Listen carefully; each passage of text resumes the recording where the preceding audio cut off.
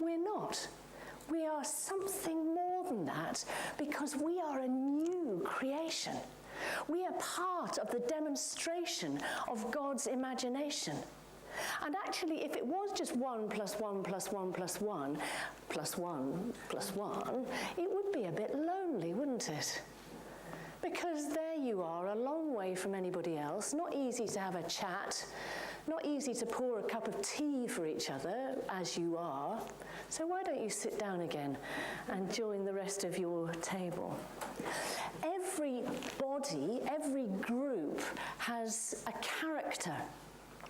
I had the immense, it was fantastic, joy and challenge of being a vicar of a church up in Northumberland. The church's name is St. James, and St. James has a character. I'm sure the original James had a character too, but that version of the body of Christ, that part of it, has a character. Your church has a character. You may not like the character, and you may be surprised at what would be reflected back to you by those who are not part of your church as to what the character of your church actually is. But every body, every grouping has a character. And as I'm growing into this ministry of being a bishop, I've been consecrated as a bishop now for just over 3 years, and I have a particular care for an archdeaconry, and it's a real joy for me to be here with my esteemed and splendid colleague Andy, who's the archdeacon of the East Riding, and Andy's going to be speaking later on today and sharing some of the experiments that we're making in the York Diocese about being a body that has character. But I have a care for this collection of deaneries. We've got one of our area deans here, 2 of our area deans here, one of our lay deans here, and so on. And wouldn't you say, Mike, Jackie, Ros, I'd be grateful if you agreed with me at this point, that each of our deaneries has a character. And I see that as I travel about the Archdeaconry, and even as far as Middlesbrough, with the esteemed area dean of Middlesbrough. Each deanery has a different character, there's a different flavour, there's a different story, because people come together in different kinds of ways, and the challenges are different, and the character has become different over the years and the generations. And that's one of the joys, sometimes the headaches, and the struggles and the discoveries of being deaneries. And part of our call is to strengthen and deepen the character of the deanery of which you are a part. And just go back to what I was saying a few moments ago. Our characters are shaped by the character of the one with whom we connect in our prayer.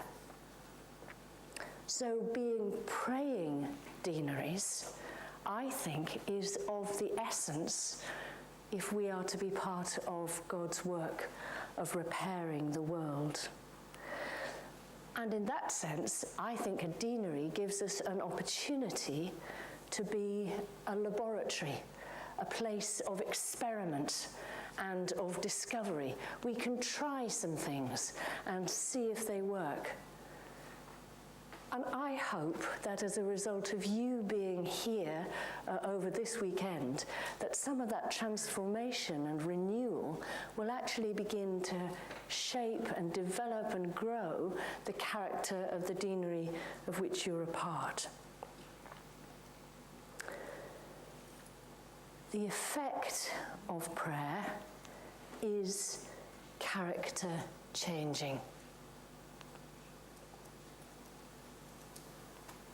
That's why having discipline in our prayer is so important, because character is formed over time and through a whole range of circumstances and experiences in our life, isn't it?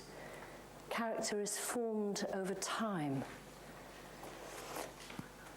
Disciplining our prayer, having a practice of prayer that we keep to, will help us to grow more deeply, more fully into the likeness of Christ.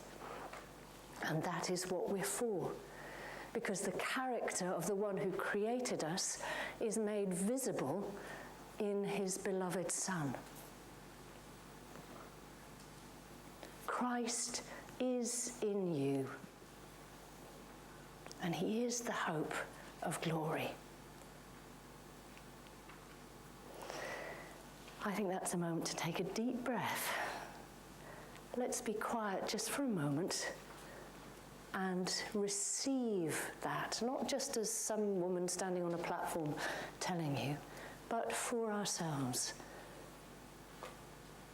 The character of the one who made you, made visible in his beloved Son, who is in you and is the hope of glory.